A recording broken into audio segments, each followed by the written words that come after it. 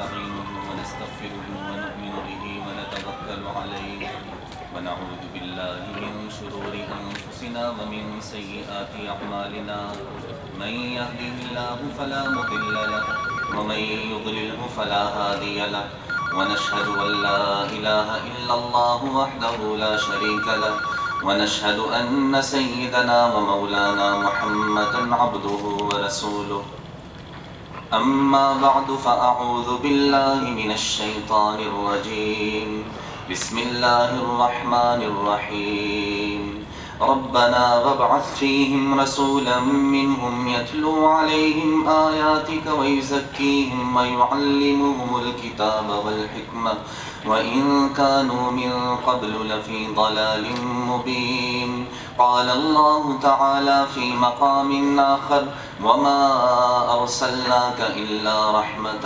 للعالمين سبحان ربك رب العزة عما يصفون وسلام على المرسلين والحمد لله رب العالمين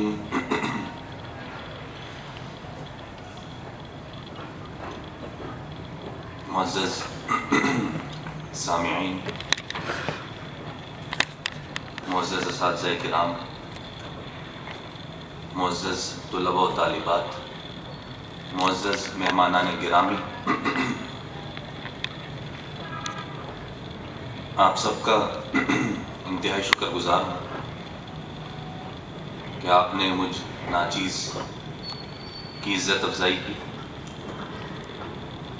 اور منتظمین کا شکر گزار ہوں کہ انہوں نے مجھے آپ سے کچھ بات کرنے کا موقع عنایت کیا۔ اللہ تعالیٰ سے دعا ہے کہ جو کچھ میں کہوں اللہ تعالیٰ اس میں مجھے بھی اور آپ سب کو بھی عمل کرنے کی توفیق عطا فرما دے، آمین۔ جس خوبصورت موضوع کی مناسبت سے ہم یہاں پہ جمع ہوئے ہیں تو وہ موضوع ایسا ہے کہ اس کی کوئی حد نہیں ہے، کوئی کنارہ نہیں ہے، اور جس ذات اقدس، ذات گرامی کی تعریف کے لیے ہم یہاں پہ جمع ہوئے ہیں، اس ذات گرامی کا ایک زندگی کا کوئی بھی پہلو، کوئی بھی کونا اٹھا کے دیکھ لیں اور اس پر بات کرتے چلے جائیں تو وہ بات ختم ہونے کا نام نہیں لے گی۔ نبی علیہ السلام کی مبارک زندگی اس قدر زبردست، اس قدر کامل ہے کہ قرآن کریم نے اعلان کر دیا لَقَدْ كَانَ لَكُمْ فِي رَسُولِ اللَّهِ أُسْوَةٌ حَسَنَةٌ، کہ تمہارے رسول اللہ صلی اللہ علیہ وسلم کی زندگی میں بہترین نمونہ ہے۔ کسی بھی پیغمبر نے، کسی نبی نے جو ماقبل میں گزرے، کم و بیش 1,24,000 انبیاء کرام، کسی نے یہ دعویٰ نہیں کیا کہ آج دین کی تکمیل ہو گئی، سوائے آپ صلی اللہ علیہ وسلم کے کہ آپ نے حجۃ الوداع کے موقع پر یہ دعویٰ کیا، اور قرآن کریم کی باقاعدہ آیات نازل ہو گئیں، اليوم اکملت لکم دینکم واتممت علیکم نعمتی ورضیت لکم الاسلام دینا، کہ آج دین کامل ہو گیا۔ تو ہم بہت خوش قسمت ہیں، بہت خوش نصیب ہیں کہ ہمیں ایک کامل دین ملا ہے۔ قرآن کہتا ہے کہ پچھلے جو بھی کتابیں ان میں تبدیلیاں ہو چکی، ان میں تحریف ہو چکی، ان میں امینڈمنٹس ہو چکی، سوائے قرآن کے اِنَّا نَحْنُ نَزَّلْنَا الذِّكْرَ وَإِنَّا لَهُ لَحَافِظُونَ، قرآن میں کوئی تبدیلی نہیں ہوئی۔ اچھا، اس میں ایک چیز ذہن میں آتی ہے کہ شاید ایک وجہ یہ بھی ہو کہ اللہ تعالیٰ نے جو ان کتابوں میں تبدیلیاں کرنے کا ان کو اختیار ملا، انہوں نے کر بھی دی، ان کے جو راہب تھے، ان کے جو علماء تھے، انہوں نے تبدیلیاں کر دی۔ تو ایک وجہ جو سمجھ میں آتی ہے وہ یہ بھی ہے کہ کل کو وہ جو امتیں ہیں وہ یہ نہ دعویٰ کر سکیں کہ ہمارا دین بھی جیسے ہمارے اوپر نازل ہوا تھا ویسے مکمل ہمارے پاس موجود ہے، ہمیں ضرورت نہیں ہے نبی امی کی پیروی کرنے کی اور اقتداء کرنے کی۔ اب وہ یہ دعویٰ اس بنیاد پہ نہیں کر سکتے دین کامل نہیں ہے، اس لیے آپ کو کامل دین تلاش کرنا پڑے گا۔ کامل دین نبی کریم صلی اللہ علیہ وآلہ وسلم کا لایا ہوا ہے، اس کے علاوہ کوئی دین نہیں ہے۔ وَمَن يَبْتَغِ غَيْرَ الْإِسْلَامِ دِينًا فَلَن يُقْبَلَ مِنْهُ، قرآن نے اعلان کر دیا اب دین اسلام کے علاوہ کوئی دین قبول نہیں ہوگا اللہ کی نگاہ میں۔ تو اگر صحیح فلاح چاہتے ہیں آخرت کی اور دنیا دونوں کی، تو دین اسلام کو اختیار کرنا ہوگا، اپنی خوشی سے کرنا ہے۔ نہیں کرتے تو پھر وہ جو غیر مسلموں کے ساتھ معاملات ہیں تو پھر وہ پیش ہوں گے۔ اور ایک اور بڑی عجیب بات ہے اگر آپ اس پہ غور کریں، اللہ سبحانہ و تعالیٰ کی ہزاروں لاکھوں نعمتیں ہمارے اوپر ہیں جو روزانہ کی بنیاد پہ نچھاور ہو رہی ہیں، ہزاروں لاکھوں نعمتیں۔ یہ تو ہمیں ناشکری کرتے ہیں، شکر کے کلمات زبان سے نہیں نکالتے۔ ہزاروں لاکھوں نعمتیں، دن میں جو سانس ہم لیتے ہیں ہزاروں مرتبہ تو ہم وہ سانس لے رہے ہوتے ہیں، ایک دن میں 30-24 ہزار مرتبہ ہم سانس لیتے ہیں۔ اللہ سبحانہ و تعالیٰ نے وہ نعمتیں نچھاور کی، کہیں احسان نہیں جتلایا۔ آنکھوں کی نعمت دی، احسان نہیں جتلایا، زبان کی نعمت دی، احسان نہیں جتلایا، کانوں کی سننے کی نعمت دی، احسان نہیں جتلایا، صحت کی نعمت دی، احسان نہیں جتلایا۔ احسان کہاں پہ جتلایا؟ لَقَدْ مَنَّ اللَّهُ عَلَى الْمُؤْمِنِينَ إِذْ بَعَثَ فِيهِمْ رَسُولًا مِّنْ أَنفُسِهِمْ۔ جب نبی کریم صلی اللہ علیہ وسلم کا مبارک تذکر آتا ہے قرآن میں تو وہاں پہ اللہ تعالیٰ احسان جتلا رہے ہیں کہ میں نے تم پہ احسان کیا ہے کہ نبی امی کو تمہارے اندر مبعوث کیا۔ آپ علیہ السلام کی جو رسالت ہے اور آپ کا ہمارے درمیان میں آ جانا، یہ بہت بڑا اللہ کا احسان ہے کہ اللہ نے بھی قرآن میں کہہ دیا کہ احسان ہے میرا۔ سارے ہی احسانات ہیں لیکن سب سے بڑا احسان کہ جس کی وجہ سے آج ہم مسلمان کہلاتے ہیں، نبی علیہ السلام کی سیرت طیبہ۔ یہ آپ علیہ السلام کی رحمت ہے، اور کیسی زبردست رحمت ہے کہ ہر کسی پہ تقسیم ہوئی ہے۔ کوئی آج دنیا میں یہ شخص دعویٰ نہیں کر سکتا کہ مجھے نبی علیہ السلام کی رحمت سے حصہ نہیں ملا، کوئی یہ دعویٰ نہیں کر سکتا۔ ہر شخص نے حصہ اٹھایا۔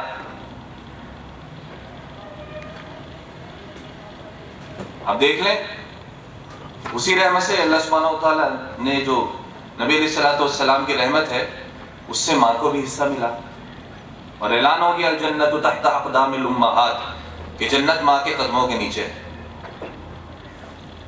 الخالۃ بمنزلۃ الام، خالہ جو ہے وہ ماں کی جگہ ہے۔ ایک صحابی آپ علیہ السلام کی خدمت میں حاضر ہوئے اور انہوں نے عرض کیا کہ اللہ کے رسول مجھ سے ایک گناہ ہو گیا، تو اس کا ازالہ کیسے ہوگا؟ آپ نے فرمایا تمہاری والدہ زندہ ہے؟ انہوں نے عرض کیا کہ نہیں والدہ تو زندہ نہیں۔ اچھا تمہاری خالہ زندہ ہے؟ جی خالہ زندہ ہے۔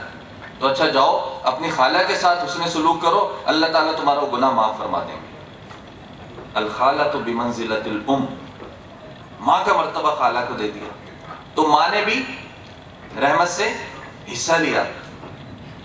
اور کیسی زبردست حدیث ہے، جن کے والدین حیات ہیں یا والدین میں سے کوئی ایک حیات ہے، صرف وہ اس سے فائدہ حاصل کر سکتا ہے، جن کے دونوں چلے گئے اب وہ فائدہ نہیں لے سکتے، اب وہ محروم ہے۔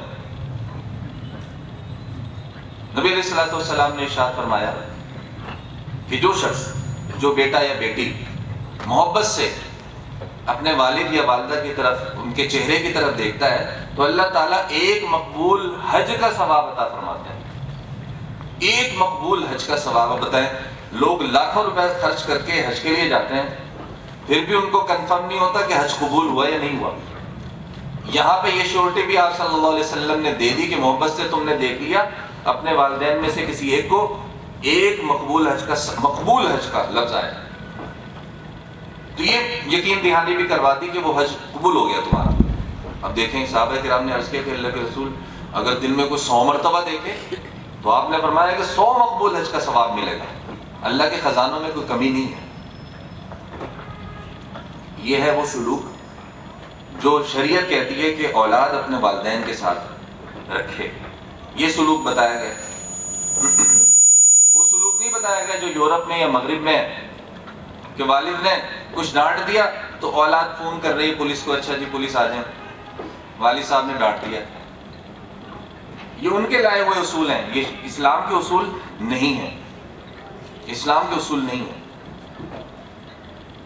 ہمارے یہاں بھی ایک بل پاس ہونے لگا تھا، وقتاً فوقتاً ایسے بل آتے رہتے ہیں، اور اس میں یہ کہا گیا تھا کہ اگر بچے کو باپ نے ڈانٹ دیا تو بچے کو باپ سے محفوظ فاصلے پہ رکھا جائے گا۔ یہ تو فاصلے پیدا کیے جا رہے ہیں اولاد میں اور والد میں، وہ مغرب کا نظام ہے۔ اور ایک نبی علیہ الصلوۃ والسلام کا لایا وہ نظام ہے جس میں قرآن کہتا ہے فَلَا تَقُلْ لَهُمَا اُفٍّ۔ یہاں ان کا نظام کہہ رہا ہے کہ باپ سخت آواز میں بچے سے بات نہ کرے، ان کا نظام کہہ رہا ہے۔ ہمارا نظام کہہ رہا ہے فَلَا تَقُلْ لَهُمَا اُفٍّ، اولاد باپ کو اف بھی نہ کہے، اولاد والدین کو لہما، اولاد والدین کو اف تک نہ کہے۔ ہمیں اپنے رویوں پہ نظر ثانی کر لینی چاہیے، اگر کسی نے نہیں کی تو آج سے کر لیں۔ یہ جو نعمتیں ہیں یہ والدین کی پھر نہیں ملنے والی، ان نعمتوں کی قدر کر لیں آپ۔ فَلَا تَقُلْ لَهُمَا اُفٍّ، اف نہیں کہنا ان کو۔ اور فقہاء نے بڑی عجیب بات لکھی ہے، انہوں نے کہا کہ والد یا والدہ کوئی بات کر رہے ہیں بچے سے اور بچہ وہ بات سن رہا ہے اور سننے کے بعد ایک لمبا سانس کھینچتا ہے جیسے بیزاری سے، وہ کہتے ہیں یہ بھی اف کے اندر شامل ہے۔ اف کے نیچے اگر کوئی کلمہ ہوتا، اف اس سے نیچے، اف اس سے نیچے کوئی کلمہ ہوتا، قرآن وہ بھی ذکر کرتا کہ یہ بھی نہیں کہنا۔ ڈانٹنا، لڑنا، جھگڑنا یہ تو بہت دور کی بات ہے۔ یہ نبی علیہ الصلوۃ والسلام کی لائی ہوئی خوبصورت شریعت ہے، خوبصورت شریعت۔ تو آج باطل ہے، باطل نے بری چیزوں کو ہماری نظروں میں خوشنما بنا دیا، خوبصورت بنا دیا۔ تو آج میاں بیوی کو، شوہر اور بیوی کو آپس میں ایک دوسرے کے مقابلے میں کھڑا کر دیا، اولاد اور والدین کو آپس میں ایک دوسرے کے مقابل بنا کے کھڑا کر دیا، گویا کہ وہ ایک دوسرے کے دشمن ہیں۔ دشمن ہوتے تو یہ ان کے حقوق بیان کیے جاتے، تو ماں کو بھی حق دیا، خاوند کو بھی حق دیا کہ اگر اللہ کے علاوہ کسی کو سجدہ کرنے کا حکم ہوتا تو بیوی کو کہا جاتا کہ خاوند کو سجدہ کرے۔ یہ آپ صلی اللہ علیہ وسلم کی رحمت سے ہر شخص اپنا حصہ لے رہا ہے، ہر کیٹیگری اپنا حصہ لے رہی ہے، خاوند بھی اپنا حصہ وصول کر رہا ہے۔ بیوی کو بھی حصہ دیا، اور آپ نے فرمایا کہ خیرکم خیرکم لأہلی وانا خیرکم لأہلی، تم میں سے بہترین وہ لوگ ہیں جو اپنے اہل خانہ کے ساتھ اچھے ہیں اخلاق میں، اور میں تم سب میں سب سے زیادہ اپنے اہل خانہ کے ساتھ اچھا ہوں۔ نبی علیہ الصلوۃ والسلام نے عائشہ رضی اللہ تعالیٰ عنہ فرماتی ہیں کہ جب بھی آپ صلی اللہ علیہ وسلم گھر میں داخل ہوتے مسکراتے ہوئے داخل ہوتے، ہمیشہ مسکراتے ہوئے داخل ہوتے، تو ہماری بھی عادت ہو جائے کہ ہم جب اپنے گھروں میں جائیں مسکراتے ہوئے جائیں، دیوریاں چڑھا کے منہ بنا کے گھر میں داخل نہ ہو، یہ نبی کی سنت نہیں ہے۔ تو جب نبی علیہ الصلوۃ والسلام کا یہاں پہ ہم تذکرہ کر رہے ہیں، اور ماشاءاللہ مجھے بڑی خوشی ہوئی، ماشاءاللہ اللہ تعالیٰ اتنی بڑی تعداد میں یہاں پہ طلباء طالبات موجود ہیں، اور کتنے انہماک سے آپ لوگ بات کو سن رہے ہیں، بہت خوشی کی بات ہے۔ تو یہاں سے جب ہم جائیں تو کچھ لے کے جائیں۔ تو خاوند نے بھی حصہ لیا، بیوی نے بھی حصہ لیا۔ آپ نے ارشاد فرمایا کہ الدنیا متاع وخیر متاع الدنیا المرأة الصالحہ، کہ دنیا ساری کی ساری ایسی چیز ہے جو برتنے کی ہے، فائدے کی چیز ہے، انسان اس سے فائدہ حاصل کرتا ہے، اور دنیا میں سب سے فائدے کی چیز نیک بیوی ہے، نیک بیوی ہے۔ وہ ذہنی سکون کا باعث بنتی ہے، وہ گھر میں آرام کا باعث بنتی ہے، وہ تربیت کرتی ہے اولاد کی۔ کتنا بڑا مقام اللہ تعالیٰ نے اس بیوی کو عطا کر دیا، نبی علیہ الصلوۃ والسلام کی زبان مبارک سے یہ بات کہلوا دی۔ تو بیوی نے بھی حصہ لے لیا، طلباء نے حصہ لے لیا نبی علیہ الصلوۃ والسلام کی رحمت سے۔ اور حدیث مبارکہ میں آتا ہے کہ جو شخص علم کی طلب میں ہوتا ہے جنت اس کی طلب میں ہوتی ہے۔ تو آپ علم کی طلب میں ہیں اور جنت آپ کی طلبگار ہے، کہ یہ طالب علم ہے، یہ پڑھنے کے لیے آئے ہیں، علم حاصل کرنا چاہتے ہیں، یہ طالبات ہیں، علم حاصل کرنا چاہتی ہیں، جنت ان کی طلب ہے۔ کتنی بڑی فضیلت ہے۔ طالب علم نکلا علم حاصل کرنے کے لیے، حدیث کہتی ہے کہ اس کے راستے میں فرشتے پر بچھاتے ہیں، فرشتے اس کے راستے میں پر بچھا رہے ہیں طالب علم کے۔ اتنی بڑی فضیلت آپ صلی اللہ علیہ وسلم نے طالب علم کی بیان کر دی۔ آپ کی رحمت سے بیٹیوں کو حصہ ملتا ہے۔ پہلے کیا سلوک تھا بیٹیوں کا، بیٹیوں کے ساتھ کیسے زندہ درگور کر دیا جاتا تھا، کیسے عار سمجھا جاتا تھا بیٹی کی پیدائش کو گھر میں۔ پیدا ہونے کو آر سمجھا جاتا تھا۔ آپ صلی اللہ علیہ وسلم نے وہ رسم ختم کی اور فرمایا کہ جس شخص کے ہاں 2 بیٹیاں ہوں، 2 بیٹیاں 2 بچیاں ہیں، اور اچھے طریقے سے اس نے ان کی پرورش کی، خوشی سے پرورش کی اور ان کی شادیاں کروا دیں، میں اور وہ جنت میں ایسے ہوں گے۔ ایسے 2 بیٹیوں کی پرورش پر اتنی بڑی فضیلت اور بشارت ہے، دیکھیں کہاں تو وہ۔ پھر یہ کہا جائے کہ عورتوں کو حقوق نہیں دے جاتے، کتنی غلط بات ہے، عورتوں کو حقوق نہیں دیے جاتے۔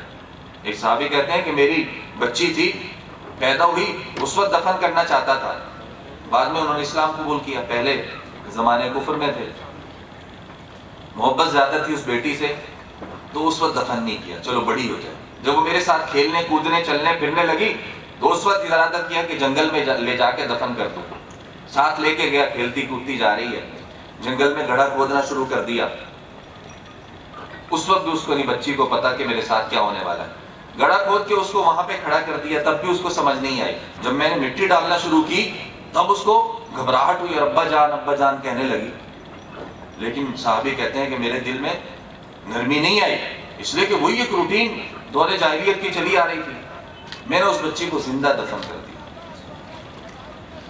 آپ صلی اللہ علیہ وسلم یہ بات سن رہے تھے، آپ کی آنکھوں میں آنسو آ گئے۔ تو یہ ہوا کرتا تھا دور جاہلیت میں بچیوں کے ساتھ، اور اسلام نے دیکھیں کیسے آ کے ان کو وراثت میں حصہ نہیں دیا جاتا تھا۔ وراثت میں حصہ نہیں ہے، بھائی یہ جنگ نہیں کر سکتی، جہاد نہیں کر سکتی، ان کو ہم کیوں وراثت میں حصہ دیں؟ چھوٹے نابالغ بچے، معصوم بچے، ان کو بھی کوئی حصہ نہیں وراثت میں۔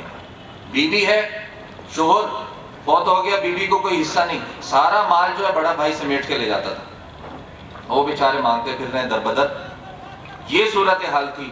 شریعت آئی، قرآن آیا، قرآن نے سب کے حصے مقرر کر دیے، بچیوں کے بھی حصے مقرر کر دیے، بیٹوں کے بھی کر دیے، بیوی کے بھی کر دیے، ماں کے بھی کر دیے، باپ کے بھی کر دیے، خاوند کے بھی کر دیے، اور فرما دیا کہ اس میں اب کوئی تبدیلی نہیں ہو سکتی، یہ حصے لازم ہے، اس میں کوئی تبدیلی نہیں ہوگی۔ تو ان کے حقوق کا تحفظ کیا۔ یہ ہمارے پیارے نبی صلی اللہ علیہ وسلم کی لائی ہوئی شریعت ہے، جس سے واقف ہونا انتہائی ضروری ہے، واقفیت ضروری ہے۔ میں کئی مسائل میں ہمیں پتہ نہیں ہوتا ان کا، کوئی تاجر ہے، تجارت کر رہا ہے، اس کو تجارت کے مسائل کا نہیں پتہ، اس کو وہ مسائل سیکھنے چاہیے، اس کے بغیر تجارت اس کے لیے جائز ہی نہیں ہے۔ کوئی ڈاکٹر ہے تو ان کو طب کے جو ہیں ان کے قواعد و ضوابط، اصول اور شرعی خاص طور پر اصول وہ معلوم ہونے چاہیے۔ جو وکیل صاحب ہے، پریکٹس کر رہے ہیں، ان کو وکالت کے اصول کا پتہ ہونا چاہیے کہ وہ جھوٹ نہیں بولنا، کسی ناحق کیس کو نہیں لینا، غلط کیس کو نہیں لینا، پتہ ہے قاتل ہے، قاتل کی میں کیوں پیروی کروں؟ تو یہ سارا، اس کی کوئی گنجائش شریعت میں نہیں ہے، بالکل نہیں ہے، اور نہ شریعت میں یہ چیز ثابت ہے کہ کسی کی بھی پیروی کرنا شروع کر دیں۔ تو سب کو جو حصہ ہے وہ دیا جا رہا ہے۔ علماء کا اپنا ایک مقام، مرتبہ، العلماء ورثۃ الانبیاء، ان کو علماء کے وارث، انبیاء کے وارث قرار دیا گیا، علماء کرام کو ورثۃ الانبیاء، ان کو ایک مقام اس وجہ سے ملا، علم کی وجہ سے ملا، کہ نبی علیہ السلام کی جو اصل وراثت ہے وہ ان کو ملی ہے۔ اور یہ بھی حدیث مبارکہ میں آتا ہے کہ انبیاء کرام کو درہم دینار، کو سونے چاندی کے سکے تو چھوڑ کے نہیں جاتے، وہ تو علم چھوڑ کر جاتے ہیں، تو جنہوں نے وہ علم لے لیا، جتنا لے لیا اسی حساب سے وہ عالم کہلائیں گے۔ اب ہر شخص کو تو یہ اختیار نہیں دیا جا سکتا کہ وہ شریعت کے معاملات طے کرنے لگے، اگر ایسا ہو تو افراتفری کا ماحول ہو جائے گا، ہر شخص دوائیں سجیسٹ کرنے لگے تو ڈاکٹروں کا کیا فائدہ، ہر شخص انجینئرنگ کرنے لگے تو جو اصل انجینئرز ہیں ان کا کیا فائدہ۔ تو ہر شخص کا ایک میدان، وہ ایک لطیفہ بھی ہے کہ ایک صاحب ایک قربانی کے لیے ایک بکری خرید کے لائے، وہ بکری جناب وہ لنگڑا کے بھی چل رہی ہے، اس کی آنکھ بھی خراب ہے، اس کی دم بھی کٹی ہوئی ہے، انتہائی کمزور، ہڈیوں میں گودا نہیں۔ لوگوں نے کہا یہ کیا قربانی کے لیے تم جانور لے آئے، اور کوئی جانور تمہیں منڈی سے نہیں ملا؟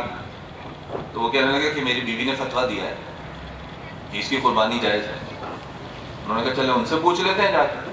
تو ان سے پوچھا تو بیوی نے جو ہے وہ ایک کتاب اردو میں ترجمہ شدہ تھی، فقہ کی کتاب تھی، وہ کھول کے دکھا دی کہ دیکھیں یہاں پہ لکھا ہوا ہے کہ اگر 1/3 سے زیادہ کم بینائی گئی ہوئی ہے کسی کی تو وہ اس کی قربانی کر سکتے ہیں، 1/3 سے کم اگر دم کٹی ہوئی ہے تو اس کی قربانی ہو سکتی ہے۔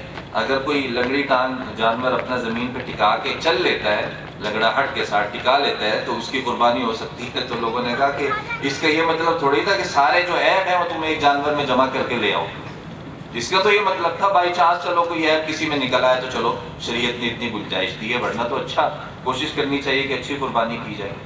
تو پھر یہ نتیجہ نکلتا ہے جب انسان خود سے اجتہاد شروع کرتا ہے۔ تو ہر شخص کی ایک فیلڈ ہے، علماء کو اسی وجہ سے یہ مرتبہ اور مقام دیا گیا، تاجر کو اپنا مقام دیا گیا۔ نبی علیہ الصلوۃ والسلام نے ارشاد فرمایا تاجر الصدوق الامین مع النبیین والصدیقین والشہداء، کہ سچا تاجر امانت دار تاجر جو ہے انبیاء کرام کے ساتھ ہوگا، صدیقین شہداء کے ساتھ ہوگا تاجر۔ تجارت، اب دیکھ لیں ہمارے بعض شہر تو اتنے بدنام ہیں باقاعدہ کہ وہاں پہ جھوٹ بولتے ہیں، دھوکہ دیتے ہیں وہاں کے تاجر، فلاں سینٹر میں چلے جاؤ وہاں پہ دھوکہ ہے، دکاندار جھوٹ بول رہے ہیں۔ تو یہ صدوق الامین میں نہیں ہے، یہ پھر اس میں ہے جس میں کہا گیا تجار یحشرون یوم القیامۃ فجارا الا من اتقى وبر وصدق، کہ تاجر قیامت کے دن فاسق فاجر بنا کے اٹھائے جائیں گے، وہی لوگ جو جھوٹ بولتے تھے۔ ہاں جس نے تقوی اختیار کیا، نیکی اختیار کی، وہ پھر انبیاء کرام کے ساتھ ہوگا۔ کتنا بڑا سٹیٹس دیا گیا، حالانکہ وہ تجارت کر رہا ہے، پیسہ کما رہا ہے، لیکن دیانتداری کے ساتھ وہ کما رہا ہے۔ نبی علیہ الصلوۃ والسلام کی رحمت سے، آپ کی شفقت سے مزدور کو بھی حصہ ملا، مزدور کے لیے بھی آپ نے اعلان کر دیا القاسب حبیب اللہ۔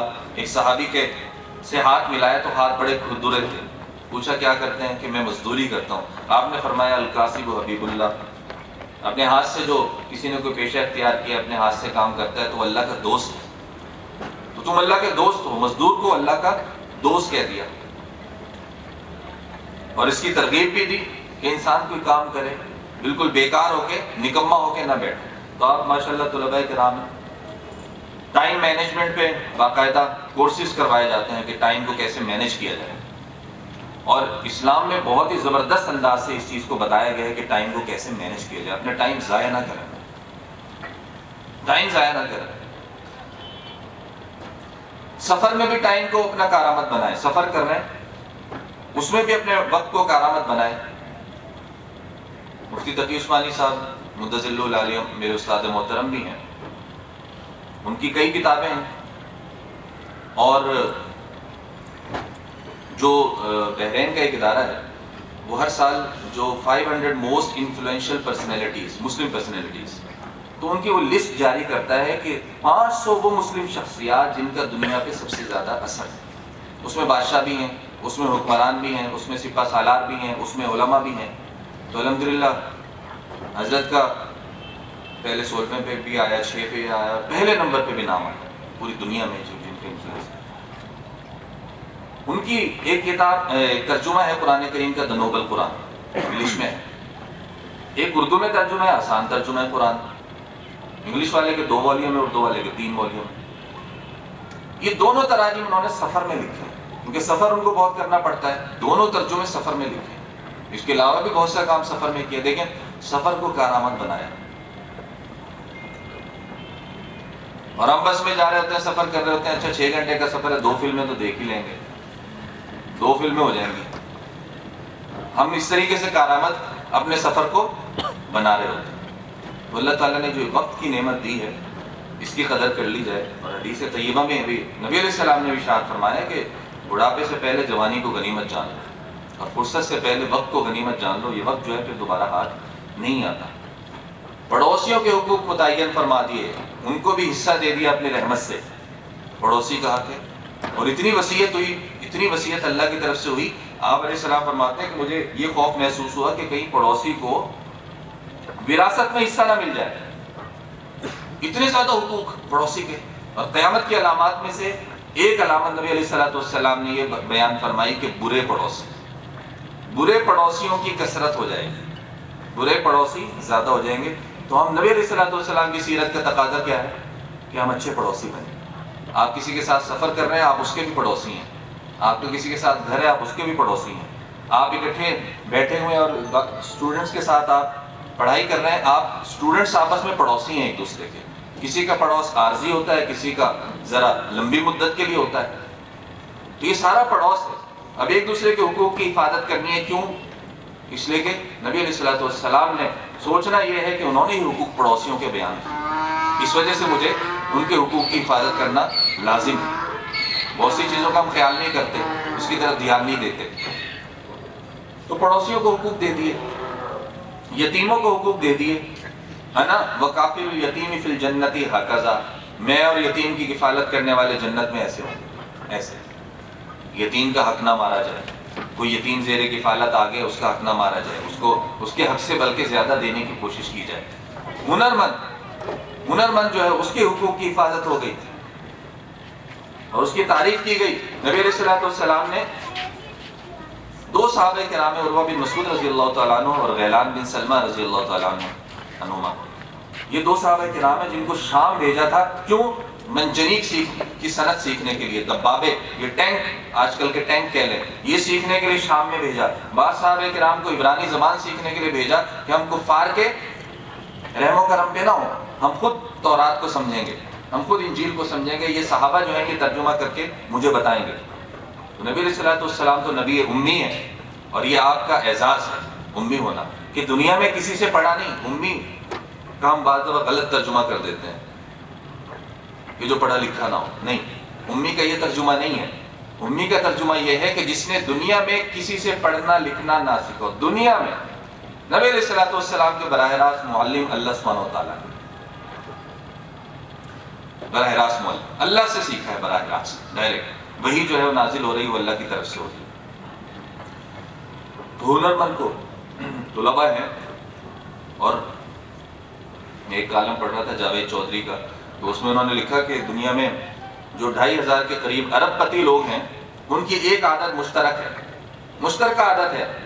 وہ کیا ہے کہ جب وہ کسی کام کے کرنے کا سوچتے ہیں تو وہ کر گزرتے ہیں، فوری شروع کر دیتے ہیں، وہی نہیں سوچتے اچھا یہ ہوگا وہ ہوگا فلاں ہوگا، وہ رسک لیتے ہیں، اس وجہ سے وہ کامیاب ہو جاتے ہیں۔ تو آپ کسی جائز کام کے شروع کرنے کا سوچیں تو اس میں رسک آپ کو لینا پڑے گا، لیکن اللہ کا نام لے کے، اللہ پہ بھروسہ کر کے آپ وہ کام شروع کر دیں۔ یہ نہ سوچیں کہ ابھی تو ہم پڑھ رہے ہیں، ہم دنیا کی اصلاح کب کریں گے۔ یہاں آپ کے لیے جو ممکن ہے، سیرت کے جو پہلو جن پہ آپ عمل کر سکتے ہیں یا کر سکتی ہیں، آپ ان کو تو اختیار کریں۔ یہ سوچنا کہ نہیں جی اب تو جب یہاں سے فارغ ہوں گے کالج سے اس کے بعد دیکھیں گے، یہ غلط ہے، یہ سوچ بالکل غلط ہے۔ صحابہ کرام نے ایسے نہیں سوچا، چھوٹے چھوٹے بچے صحابہ کرام اسلام قبول کیا، انہوں نے یہ نہیں سوچا، عمل ساتھ کے ساتھ انہوں نے عمل شروع کر دیے۔ اپنے ماتحت ہیں، غلام باندی، ان کے حقوق آپ علیہ الصلوۃ والسلام نے متعین فرمائے، اور آخری وقت جب انتقال کا وقت ہے، اور اس وقت کیا ارشاد فرمائے، الصلاۃ الصلاۃ وما ملکت ایمانکم، نماز نماز، اور جو تمہارے ماتحت ہے ان کا خیال کرنا۔ ایک نماز کی حفاظت کرنا، دوسرا اپنے ماتحتوں کا خیال کرنا۔ یہ اپنے آخری وقت میں بھی آپ علیہ الصلوۃ والسلام کو امت کی فکر ہے۔ تو یہ جو امت پہ شفقت ہے، یہ آپ کی بہت بڑی خصوصیت ہے۔ امت کے لیے راتوں کو رونا، یہ آپ صلی اللہ علیہ وسلم کی بہت بڑی خصوصیت ہے کہ راتوں کو امت کے لیے رو رہے ہیں، جاگ رہے ہیں۔ چنانچہ پھر کیا ہوگا، اللہ سبحانہ و تعالیٰ پھر آپ کے ہاتھوں شفاعت کا معاملہ مکمل فرمائیں گے قیامت کے دن، کہ امت کے گناہ گار ہیں، گناہ ہو گئے تھے، اللہ تعالیٰ ناراض ہیں، اللہ کو راضی کرنا ہے، تو نبی علیہ الصلوۃ والسلام شفاعت فرمائیں گے۔ آپ نے فرمایا کہ سارے انبیاء کو ایک دعا کا اختیار دیا گیا کہ وہ لازمی قبول ہوگی۔ سب انبیاء کرام نے اپنی اپنی دعائیں مانگ لی ہیں اور وہ اللہ تعالیٰ نے قبول کر لی، لیکن میں نے اپنی دعا آخرت کے لیے رکھی ہے۔ کس کے لیے رکھی ہے؟ میرے اور آپ کے لیے رکھی ہے۔ وہ دعا کیا ہے؟ شفاعت، کہ آپ صلی اللہ علیہ وسلم آخرت میں شفاعت فرمائیں گے۔ یہ آپ علیہ الصلوۃ والسلام کی محبت ہے، امت پہ شفقت ہے۔ تو جب ہم سیرت کا نام لیتے ہیں، سیرت کا جب ہم نام لیتے ہیں تو ہمیں یہ سوچ لینا چاہیے، سمجھ لینا چاہیے کہ سیرت ان تمام چیزوں کا تقاضا کرتی ہے، اور آپ صلی اللہ علیہ وسلم نے اس رحمت کو کیسے کس انداز سے تقسیم کیا۔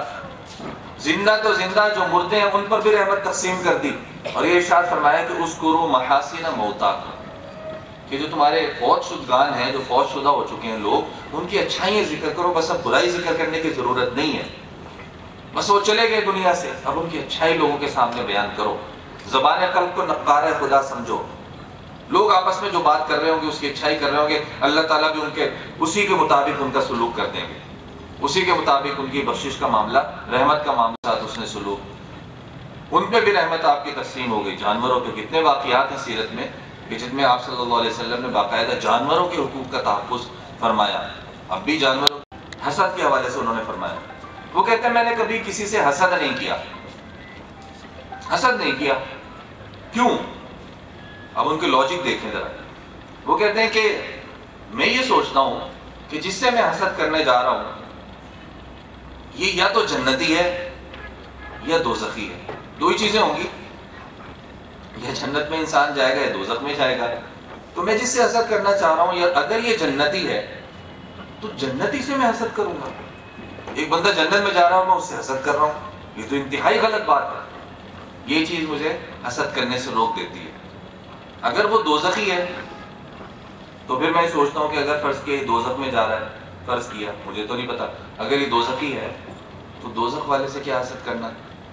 اس بیچارے نے دوزخ میں جانا ہے اور میں اس سے حسد کر رہا ہوں، اس سے کیا حسد کرنا ہے؟ یہ حسد بہت ساری بیماریوں کی جڑ ہے، اس کو ختم کر دیں تو انشاءاللہ اور دوسری جو دل کی بیماری ہیں ان سے بھی انسان محفوظ ہو جائے گا۔ جب حسد کرتا ہے تو اس کے خلاف سازشیں بھی کرتا ہے، دوسرے کو نقصان بھی پہنچاتا ہے، اس کے حقوق بھی برباد کرتا ہے۔ حسد ہمارے گھریلو جو ماحول ہے ان میں بھی یہی حسد ہے جو رشتوں کو ختم کر دیتے ہیں، خواتین کے آپس کے رشتوں کو، مردوں کے آپس کے رشتوں کو اس حسد کی وجہ سے ختم کر دیا جاتا ہے۔ تو ایک اس بیماری پہ اگر انسان قابو پا لے، ایک آپ صلی اللہ علیہ وسلم کی وصیت، دو چیزوں میں حسد کرنے کا آپ نے فرمایا کہ گنجائش ہے۔ حسد سے مراد رشک، لا حسد الا علی اثنتین، دو لوگوں پہ آپ حسد کر رہے ہیں، یعنی رشک کر سکتے ہیں۔ رشک یہ ہے کہ اچھا اللہ تعالیٰ مجھے بھی یہ نعمت دے دے، اس کے پاس بھی رہے مجھے بھی دے دے۔ ایک تو وہ شخص کہ جس کو اللہ تعالیٰ نے علم سے نوازا اور اس علم سے لوگ فائدہ اٹھا رہے ہیں، آپ اس پہ رشک کریں۔ دوسرا وہ شخص جس کو اللہ نے مال دیا اور وہ مال ادھر ادھر لوگوں میں، غریبوں میں، مستحقین میں وہ مال تقسیم کر رہا ہے، اس پہ آپ رشک کر سکتے ہیں۔ یہ دو لوگ بتائے آپ صلی اللہ علیہ وسلم نے کہ ان پہ رشک کیا جا سکتا ہے۔ تو بہرحال وہی بات میں نے جو شروع میں عرض کی تھی کہ آپ صلی اللہ علیہ وسلم کی جو ذات گرامی ہے، اتنے پہلو ہیں کہ انسان ایک پہلو کو بھی سمیٹنا چاہے تو ایک محفل میں، مجلس میں اس کو سمیٹ نہیں سکتا۔ یہ آپ علیہ الصلوۃ والسلام کی جو تنبؤ ہے آپ کے بعثت کے اندر وہ ہے، اور اللہ تعالیٰ نے کیسا معاملہ فرمایا کہ آپ کی جو خصوصیات ہیں وہ دوسرا شخص استعمال نہیں کر سکتا، آپ کی خصوصیات دوسرے کو استعمال کرنے کی اجازت نہیں ہے۔ آپ صلی اللہ علیہ وسلم نے خود ارشاد فرمایا کہ اگر تم میں سے کوئی شخص میرے نام پہ نام رکھنا چاہتا ہے محمد، یا میری کنیت پہ کنیت رکھنا چاہتا ہے ابو القاسم، تو ٹھیک ہے رکھے، لیکن دونوں کو جمع نہ کرے کہ ایک ہی بچے کا نام بھی محمد اور اس کی کنیت بھی ابو القاسم، یا تو ابو القاسم کر لو یا محمد کر لو، ابو القاسم کے ساتھ کوئی اور نام لگا لو، محمد اور ابو القاسم جمع نہیں ہوں گے۔ آپ صلی اللہ علیہ وسلم کی خصوصیات جو ہیں وہ دوسرا شخص استعمال نہیں کر سکتا، آپ کے جو القابات ہیں وہ دوسرا شخص استعمال نہیں کر سکتا۔ آپ کا ایک مقام اور ایک مرتبہ ہے، تاکہ وہ مرتبہ اور مقام ہماری نگاہوں کے سامنے رہے۔ آپ کی تو یہ اللہ کے ہاں وقت ہے۔ بڑے بڑے شاعروں نے آپ کی تعریفیں کی ہیں، حسان بن ثابت رضی اللہ تعالیٰ عنہ نے تعریفیں کی ہیں اپنے مشہور اشعار میں، وَأَحْسَنَ مِنْكَ لَمْ تَرَ قَطُّ عَيْنِي، مشہور اشعار تعریفیں کی ہیں ہر شخص نے، اور یہ کہا ہے کہ اب خوبصورتی حسن ہے آپ کی، ایک ایک چیز کی تعریف کی گئی، ایک ایک چیز کو صحابہ کرام نے مشاہدہ کیا، حتیٰ کہ آپ کی داڑھی مبارک میں جو سفید بال تھے ان تک کو گن لیا کہ کتنے بال تھے۔ اب بتائیں، یہ صحابہ کی محبت ہے نبی علیہ الصلوۃ والسلام سے۔ ہماری محبت آپ صلی اللہ علیہ وسلم کی ذات سے تو یقیناً ہے، آپ کی ذات سے ہماری محبت میں کوئی شک نہیں ہے، بہت محبت کرتے ہیں، آپ کے اعمال سے بھی اتنی ہی محبت ہو جائے، پھر ہم کہہ سکتے ہیں کہ صحیح معنی میں آپ کی ذات سے ہم محبت کرنے والے ہیں۔ اگر ہم آپ کے اعمال کو اختیار نہیں کر رہے تو ہمارا محبت کا دعویٰ جھوٹا ہوگا، سچا نہیں ہوگا۔ تو یہ اب خوبصورتی اور حسن ہے، اس کی بھی تعریفیں مختلف لوگوں نے کی ہیں۔ مثال کے طور پہ اگر آپ افریقی ممالک میں چلے جائیں تو وہاں خوبصورتی کی تعریف کیا ہے؟ وہاں خوبصورتی کی تعریف یہ ہے کہ انسان انتہائی سیاہ ہو، اور اتنا سیاہ ہو کہ اس کی سیاہی میں چمک آ جائے، اور دانت اس کے انتہائی سفید ہوں، بال گھنگریالے ہوں۔ یہ ہے ان کے یہاں خوبصورتی کا اعلیٰ ترین معیار۔ بعض ممالک میں ہے کہ آنکھیں نیلی ہوں، بال سنہرے ہوں، بعض ممالک میں یہ معیار۔ لیکن نبی علیہ الصلوۃ والسلام کی ذات کے حوالے سے کیا معیار بیان کیا آپ کی سیرت نگاروں نے؟ انہوں نے کہا کہ بس جس چیز کو نبی علیہ الصلوۃ والسلام کے ساتھ نسبت ہو گئی وہ چیز خوبصورت ہے، بس یہ معیار بیان کیا۔ آپ کے ساتھ جس چیز کو نسبت ہو گئی بس وہ خوبصورتی ہے۔ مثلا غزوہ احد کے موقع پر جب جنگ ہوئی اور آپ کے جو خود کے دندان مبارک، آپ کے جو خود کے وہ خود تھا وہ آپ کے دندان مبارک اس کی وجہ سے شہید ہوئے، اور آپ کے یہاں گال میں وہ گھس گئی اس کی کڑیاں، تو ایک صحابی نے اپنے دانتوں سے کھینچ کے نکالی ادب کی وجہ سے۔ ادب اتنا زیادہ ہمارے یہاں ادب نہیں ہے۔ پہلے یہاں پہ بڑے اور بزرگ حضرات بھی بیٹھے ہیں، ان سے پوچھیں کہ استاد کا کیا ادب ہوتا تھا، اور آج بھی آپ پرانے لوگوں سے پوچھیں، ان کے استادوں کے بارے میں پوچھ لیں، اساتذہ کے بارے میں، انہوں نے ان سے مارے بھی کھائی ہوں گی تو بھی ان کی تعریف کرتے نظر آئے گا۔ یہ کیا بات ہے؟ یہ ان کی محبت ہے، یہ ادب ہے جو انہوں نے دین سے سیکھا، اپنے بڑوں سے سیکھا کہ استاد کا کیا ادب ہوتا ہے، معلم کا کیا ادب ہوتا ہے۔ نئی روشنی میں ادب نہیں ہے، ادھر سے جو روشنی آ رہی ہے نا مغرب سے، وہ مصنوعی روشنی ہے، اس میں ادب نہیں ہے استاد کا۔ جب والدین کے نہیں ہے تو استاد کا کیا ہوگا؟ تو ہم نے روشنی کہاں سے لینی ہے؟ روشنی نبی کریم صلی اللہ علیہ وسلم کی سیرت طیبہ سے لینی ہے، بس یہ ہمیں ذہن میں بٹھا لینا چاہیے، کسی چیز سے مروب نہیں ہونا، یہ ذہن میں بٹھا لیں۔ ایک میں آپ کو بڑی دلچسپ بات ایک ذکر کرتا ہوں آپ سے، Guinness book of world record, ہم سب اس کا نام بھی سنتے ہیں اور ریکارڈز بھی ہمارے سامنے آتے ہیں۔ کیا کبھی ہمارے ذہن میں یہ چیز آئی اس کا کوئی بیکار قسم کا، واہیات قسم کا ریکارڈ پڑھ کر یا سن کر کہ یہ چیز غلط ہے، یہ نہیں ہونی چاہیے؟ نہیں آتی۔ بہت سے ریکارڈ ہیں، اچھے ہیں، پازیٹیو ہیں، ٹھیک ہے، بنانے کی کوشش کرنی چاہیے، لیکن بہت سے اس کے ریکارڈز ہیں عجیب و غریب۔ مثال کے طور پہ فلاں خاتون ہے، اس نے جناب اتنے کلو مایونیز کھا لیا، ریکارڈ بنا لیا مایونیز۔ وہ لکھا ہوتا ہے کہ 80 گولف کی گیند اچھی خاصی بھاری ہوتی ہے، 80 گولف کی گیندوں کے برابر وزن میں اس نے مایونیز کھا لیا، ریکارڈ بن گیا گینیز بک کا۔ ایک نے زندہ کاکروچ کھا لیے 5 منٹ میں، ایک نے گائے کے دماغ جو ہیں کچے وہ کھا لیے اتنے منٹ میں، ریکارڈ بن رہے ہیں۔ تو اگر ہمیں سیرت طیبہ کا پتہ ہوگا، نبی علیہ الصلوۃ والسلام کی تعلیمات کا پتہ ہوگا، تو ہم فوراً کہہ دیں گے نہیں بھائی میں اس سے مروب نہیں ہوتا، اس قسم کے ریکارڈ سے میں مروب نہیں ہوتا، اس لیے کہ میرے نبی کی سیرت کے خلاف ہے۔ تو بہت زیادہ کھانا یہ نبی علیہ الصلوۃ والسلام کی سنت نہیں ہے، کم کھانا سنت ہے، اور آہستہ آرام سے کھانا سنت ہے، آرام سے کھانا سنت ہے۔ تو اگر کوئی کسی موقع پہ اپنی انگلیاں چاٹ لیتا ہے کھانا کھانے کے بعد، اب تو مغرب بھی اس کو تسلیم کر رہا ہے کہ کھانا اگر ہاتھ سے کھائے تو اس کے فوائد ہیں، کھانا جلدی ہضم ہو جاتا ہے، تو وہ بھی تسلیم کر رہے ہیں۔ تو اگر کوئی انگلیاں چاٹ لیتا ہے کھانے کے بعد تو وہ تو معیوب، لیکن اگر کوئی بے تحاشا کھا لیتا ہے، ہاتھ استعمال کیے بغیر کھانے کا ریکارڈ بن رہا ہے، ہاتھ استعمال نہیں کر رہے۔ اور نبی علیہ الصلوۃ والسلام نے قیامت کی علامات میں سے غور سے سنے ذرا، ایک علامت بیان فرمائی کہ ایک علامت یہ ہوگی کہ لوگ ایسے کھائیں گے کما تاکل البقر من الارض، جیسے گائے زمین سے کھاتی ہے چارہ، ہاتھوں سے تو نہیں کھاتی، منہ سے کھاتی ہے۔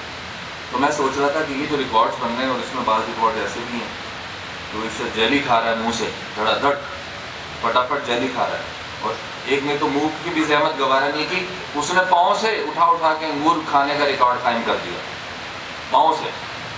تو میں نے کہا کہ ہمارے نبی نے فرما دیا تھا کہ لوگ ایسے کھائیں گے جیسے گائے زمین سے کھائیں، اللہ نے ہاتھ دیے، ہاتھوں سے کھائیں، ریکارڈ کے چکر میں کیوں نبی علیہ الصلوۃ والسلام کی سنت کی ہم خلاف ورزی کریں.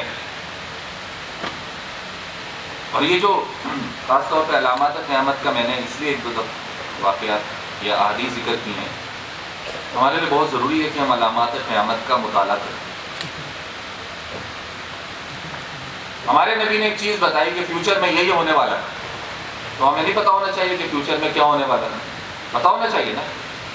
تو ہمیں علامات قیامت، جو قیامت کی علامات ہیں، ان کا مطالعہ لازمی کرنا چاہیے. اس سے آپ کو پتا چلے گا کہ یہ فتنے آنے والے ہیں، ان سے اپنے آپ کو بچانا ہے، ان فتنوں سے اپنے آپ کی حفاظت کرنی ہے، تب پتا چلے گا، ورنہ کیسے پتا چل سکتا ہے. تو آپ صلی اللہ علیہ وسلم اتنے شفیق ہمارے اوپر، اتنی شفقت کہ قیامت تک پیش آنے والے واقعات بتا دیے، اور ہم اتنے بے پرواہ ہو جائیں کہ ہم ان واقعات کو پڑھنے کی زحمت بھی گوارا نہ کریں. تو نصابی کتب سے نکل کے باہر کا جو مطالعہ ہے وہ بھی کرنا ضروری ہے. سیرت طیبہ کا مطالعہ کرنا بھی ضروری ہے. آخر میں ایک دو باتیں کر کے میں اپنی بات کو سمیٹتا ہوں. بات یہ ہو رہی تھی کہ آپ صلی اللہ علیہ وسلم کو اللہ نے جو خصوصیات دی ہیں وہ آپ ہی کے ساتھ خاص رکھی ہیں، اللہ نے چن لیا.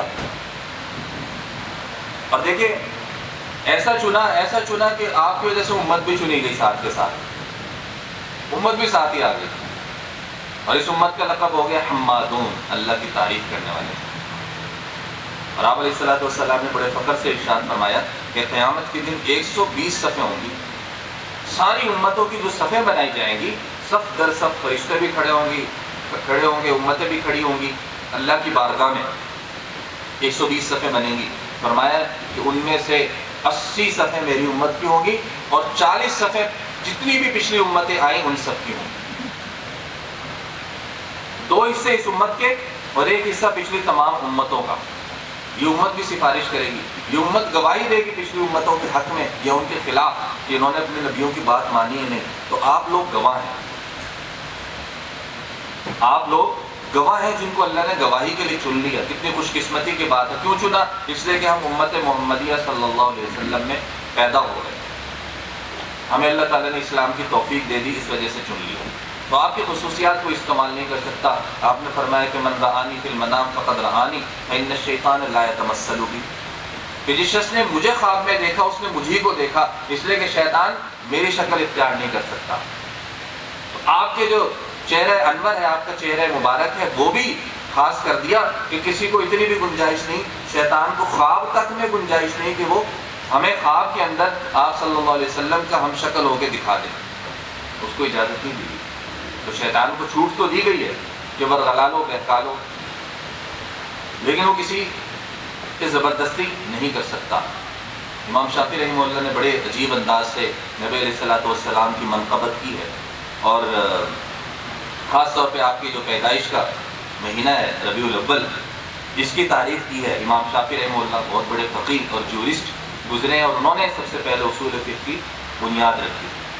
وہ فرماتے ہیں شعر میں کہ لحاظ الشہر فی الاسلام فضل ومنقبۃ تفوق علی الشہور.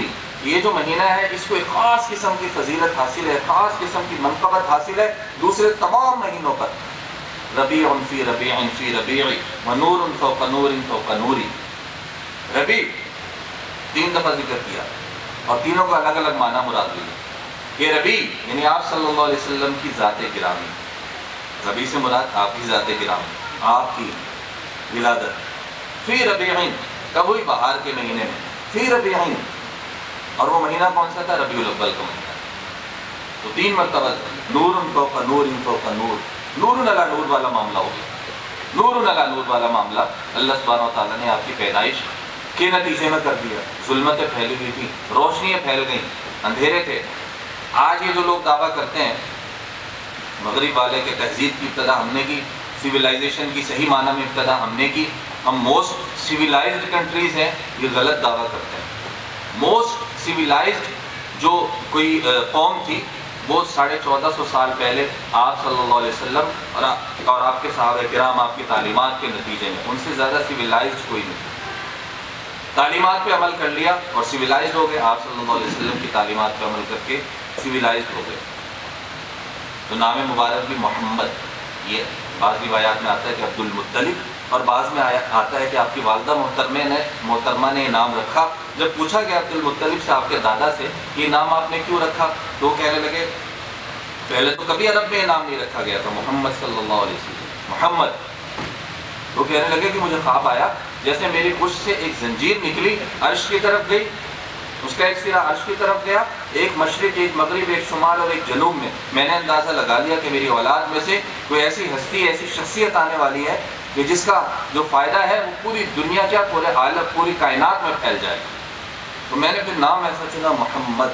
محمد کا مطلب ہے سب سے زیادہ تعریف کیا گیا، جس کی تعریف سب سے زیادہ کی جاتی ہو۔ ہم درود شریف پڑھتے ہیں نبی کریم صلی اللہ علیہ وسلم پر، اور حدیث میں آتا ہے کہ جب تم میرے روزے کے سامنے درود پڑھتے ہو تو میں خود سنتا ہوں۔ کتنی بڑی بات ہے، یعنی آپ صلی اللہ علیہ وسلم سے مخاطب ہے، روزے کے سامنے ہم براہ راست مخاطب ہیں، آپ سماعت فرما رہے ہیں۔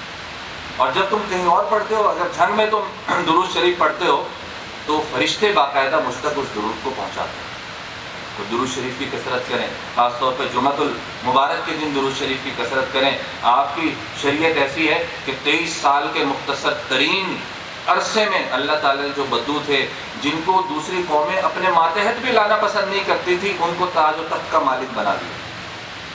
23 سال کا مختصر عرصہ، قوموں کی زندگی میں 23 سال کوئی بھی حیثیت نہیں رکھتے، بہت ہی مختصر لمحات ہیں 23 سال، لیکن یہ دیکھیں کہاں سے کہاں کی تعلیمات اس کے نتیجے میں پہنچایا، تعلیمات کے نتیجے میں پہنچایا، ورنہ اور کوئی نہیں۔ عقل کے جو قائم کردہ نظام ہے، عقل کے، انسان کی عقل ہے، عقل کو وہی سے نیچے رکھیں۔ یہ بھی بہت اہم بات ہے، اس کو غور سے سن لیں۔ ایک ہے 5 سینسز، حواس خمسہ، کچھ چیزیں آپ اس سے معلوم کر لیتے ہیں، اس سے اوپر ہے عقل۔ حواس خمسہ 5 سینسز میں کوئی بات نہیں آ رہی، انسان اپنی عقل لڑاتا ہے اور بہت سی چیزیں معلوم کر لیتا ہے، ایجادات کر لیتا ہے، انکشافات کر لیتا ہے، ٹھیک ہے، بڑی اچھی بات ہے، کرنا چاہیے۔ اور اس سے اوپر ہے وحی، جو چیز عقل میں نہ آ رہی ہو پھر وہ وحی آ کے بتاتی ہے یہ چیز بظاہر تو تمہیں غلط محسوس ہو رہی ہے لیکن یہ تمہارے حق میں بہتر ہے۔ نبی کریم صلی اللہ علیہ وسلم پر وحی نازل کی گئی تھی، اور ہمارا ایمان اور عقیدہ ہے کہ وحی کی ہر تعلیم عقل پہ مبنی ہے۔ ہمیں سمجھ نہیں آ رہی وہ اس وجہ سے کہ ابھی ہماری عقل وہاں تک پہنچی نہیں، لیکن ہر تعلیم حکمت سے اور عقل سے بھرپور ہے اور مزین ہے، اس میں کسی قسم کی جو ہے وہ کوئی کمی نہیں ہے۔ عقل کے جو نظام ہیں عام طور پر ان کو ازم کہا جاتا ہے، عام طور پہ انسان کی عقل نے جو نظام بنائے ہیں وہ ازم ہے، سوشلزم، کیپٹلزم، ایتھیزم، ایگنوسٹسزم، ڈیزم وغیرہ وغیرہ، یہ سارے ازم ہیں۔ تو ازم کی پیروی نہیں کرنی ہے، ازم جو ہے انسان کو صحیح راستے سے ہٹا دے گا۔ سوشلزم بھی ناکام ہو گیا، کیپٹلزم بھی ناکام ہو گیا۔ اصل دین اسلام شریعت اسلامی ہے، اپنی حد تک کوشش کریں کہ ہم اس کو کیسے نافذ کر سکتے ہیں، صرف بیان کرنے اور سننے تک نہیں، پریکٹیکل ہو جائیں، پریکٹیکل ہو جائیں۔ جس میدان میں اس میں پریکٹیکل ہو جائیں آپ کامیاب ہیں، بس آپ کامیاب ہیں۔ اپنے میدان میں آپ صلی اللہ علیہ وسلم کی سیرت کو نافذ کر لیں، اپنے گھر میں نافذ کر لیں، چھوٹے بہن بھائیوں کی تربیت کریں، ان پہ نافذ کر دیں آپ کی سیرت، ان کے ساتھ کیسا برتاؤ ہونا چاہیے، والدین کے ساتھ کیسا ہونا چاہیے، کاروبار کر رہے ہیں اس میں نافذ کر دیں۔ جو سنتیں زندہ نہیں ہیں ان کو زندہ کریں۔ حدیث طیبہ میں آتا ہے کہ ہر سال ایک وقت ایسا آئے گا کہ ہر سال ایک بدعت پیدا ہوگی اور ایک سنت اس کے نتیجے میں ختم ہو جائے گی، مٹ جائے گی۔ تو جو مٹی ہوئی سنتیں ہیں معاشرے میں آپ ان کو زندہ کریں۔ زندہ کیسے ہوں گی؟ آپ کے عمل میں لانے سے وہ سنتیں زندہ ہوگی۔ تو آپ علیہ الصلوۃ والسلام کے ساتھ سچی محبت کا اظہار یہی ہے کہ عمل میں لے آئیں۔ اور آخری بات وہ ابھی ہم بات کر رہے تھے اس میں بھی وہ ذکر ہوئی تھی کہ نبی علیہ الصلوۃ والسلام نے قیامت کی علامات میں سے ایک علامت یہ ذکر کی کہ گانے والیوں کی کثرت ہو جائے گی، گانے والی ہیں وہ کثیر ہو جائیں گی، بہت زیادہ ہو جائیں گی، یہ علامت بیان۔ میں نے کہا میں ذرا سرچ تو کروں، تو میں نے سرچ کرنا شروع کیا۔ جب سرچ کیا کہ میں نے لکھا بھائی most viewed videos on YouTube, یہ میں نے سرچ کیا گوگل پہ۔ آپ علیہ الصلوۃ والسلام کی جو زندہ معجزہ ہے اور وہ آپ کے جو پیشن گوئی ہے وہ آنکھوں کے سامنے آ گئی۔ آپ یقین کریں جو اوپر جو 8-9 جو most viewed videos on YouTube تھیں ان میں ساری گانے بجانے والے، اور ان میں سے جو ویو ہم کو ویو کرتے ہیں ملینز میں ہو جاتا ہے زیادہ سے زیادہ، یقین کریں بلینز میں تھے ویوز، بلینز، خربوں کی تعداد میں ویوز کس چیز کے ہوئے ہیں؟ تو جب گانے،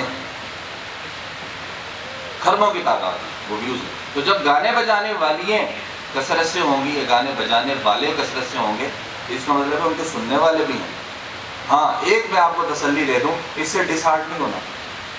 نبی علیہ الصلوۃ والسلام اکیلے تھے، پوری دنیا کفر ایک طرف تھی، آپ ڈس ہارٹ نہیں ہوئے کہ سارے یہی ٹھیک ہوں گے، یہ نہیں فرمایا، بلکہ ان کو دعوت دی دین کی، ڈس ہارٹ نہیں ہونا ان چیزوں سے، کیونکہ یہ زیادہ ہے تو زیادہ ہونے کا مطلب ہے کہ ٹھیک ہے، نہیں، یہ کوئی معیار نہیں ہے۔ معیار نبی علیہ الصلوۃ والسلام کی سیرت ہے، بے شک آپ اکیلے ہی کیوں نہ ہوں، اگر آپ سیرت کے مطابق ہیں تو آپ ٹھیک ہیں، ڈس ہارٹ نہیں ہونا۔